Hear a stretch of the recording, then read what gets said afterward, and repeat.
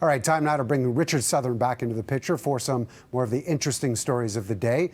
Well, Richard, the summer of 2023, as we all know, was the summer of Taylor Swift, but it may have been a cruel summer for the environment. Oh, look at you, Mark, with your Taylor Swift lyrics. That's I'm about shocked. all I got.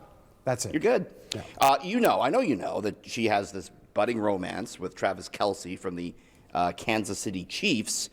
I bet you didn't know, I certainly didn't, that it's actually not so good for the environment. They crunched the numbers, and her romance with Kelce generates 138 tons of CO2. It did in just 3 months.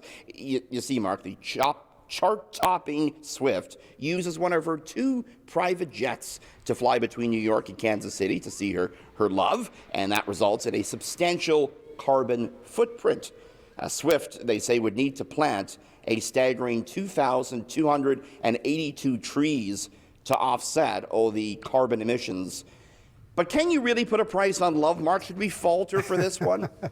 I'm sure that if the 2 of them decided to put it together, I'm sure more than 2,000 trees are certainly worth it at this point. What's wrong with the Greyhound bus, though? Put her on the Greyhound, like everyone else. That's one way of doing it, although it's a bit of a gas guzzler as well. It should be noted, and I'm sure you know this, that the same people that came up with that information are the ones behind the Elon Musk's jet, the jet Instagram account as well. Yeah. All right, the jet trackers weren't so good when it came to Ohtani the other week, but we won't talk about that, Mark. Let's not. Okay, let's move on.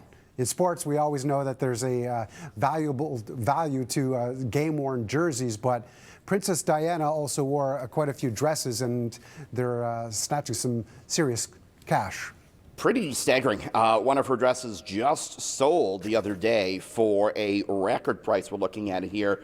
Went for 904,000 British pounds. That is $1.5 million Canadian dollars, breaking a record for a dress worn by the late Princess Diana. She actually wore this particular dress once in Vancouver when she and then Prince Charles formally opened the Expo 86 World Fair. I mean, don't you think it's amazing the impact she continues to have? I'm watching that newest and final series of the Crown, in which they detail Diana and her tragic death, Mark, and it got me to wondering, what would have happened if Diana had have survived and the impact she may have had. It's something I know a lot of people still think about. Clearly, lots of people certainly tuning into that series, and especially the last few episodes, and it may have very well added to the value of that dress. True. Finally, you teased it before the commercial break. A videographer has given us a drone's eye view of that volcanic eruption in Iceland. This is stunning. Let's take a look at it. There's this big volcano erupting, and look at this, Mark. The drone going over. It looks fake, but this is real.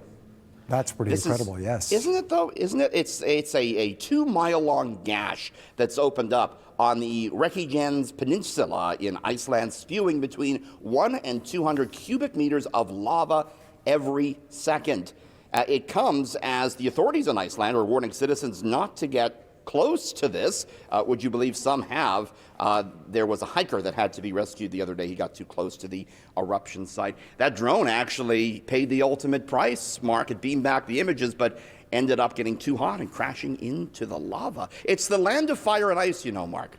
Apparently, even more so a fire at this point. And more fire than ice right now. That was my question. Did the drone survive? Obviously, it didn't. Hopefully everybody else learns to stay at home, perhaps for the holidays, and stay away for now. Hope so. All right. Thanks for joining us, Richard.